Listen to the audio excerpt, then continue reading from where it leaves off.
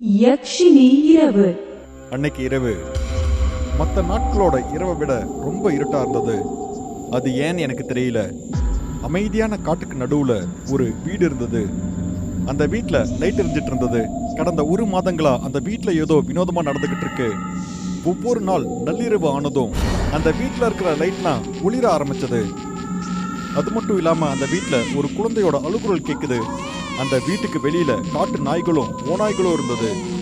வௌவால்கள் அந்த வீட்டை சுற்றி பறந்துகிட்டு இருந்தது. அதுல ஒரு வௌவால் வீட்டுக்குள்ள நுழைய முற்படும் போது ஜன்னல் கண்ணாடியில இடிச்சு கீழே விழுந்துருது. அந்த வீட்டுக்குள்ள சமீரோட மனைவி சந்தியா ரொம்ப வருத்தத்தோட உட்காந்துக்கிட்டு இருந்தாங்க. கையில தன்னோட குழந்தைய வச்சுக்கிட்டு அதை சமாதானப்படுத்த முயற்சி பண்ணிக்கிட்டு இருந்தாங்க. ஒவ்வொரு நாள் நைட்டும் இதே தான் நடந்துகிட்டு இருக்கு. திடீர்னு நள்ளிரவு ஆனா மட்டும் அந்த குழந்தை ஏன் அழுகுது அப்படின்னு சந்தியாவுக்கு ஒன்றும் புரியல. சந்தியாவோட கணவர் சமீர் அந்த வீட்டோட அடித்தளத்தில் இருக்கிற ஒரு ரூம்ல இருக்காரு.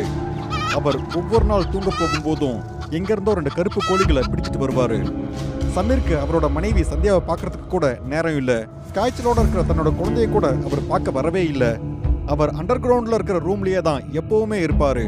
இதனால சந்தியா அந்த குழந்தைய தான் ரூம்ல படுக்க வச்சுட்டு அண்டர் கிரவுண்டுக்கு வராங்க. அவர் என்ன இந்த ரூம் பக்கத்துல கூட வரக்கூடாதுன்னு சொல்லிருக்காரு. ஆனா இன்னைக்கு ராத்திரி இதுக்குள்ள அவர் என்னதான் பண்றாருன்னு கண்டிப்பா நான் தெரிஞ்சுக்கிட்டு தான் ஆகணும். சந்தியா தனக்கு தானே இப்படி சொல்லிட்டு அந்த ரூம்குள்ள போறதுக்காக கதவை திறக்க முயற்சி பண்றாங்க. அப்ப திடீர்னு அந்த ரூம்ல இருந்து ஒரு குரல் கேக்குது. நிறுத்து சந்தியா! இப்படி ரூம்குள்ள இருந்த சமீர் சத்தமா கத்துறாரு. அதை கேட்ட உடனே சந்தியா ரொம்ப பயந்து போய் 2 அடி பின்னாடி எடுத்து வைக்கிறாங்க. அமைதியா இங்க இருந்து போயிடு, இனிமே திரும்ப வரவே வராத. சமீர் இப்படி சொன்னதை கேட்டு சந்தியா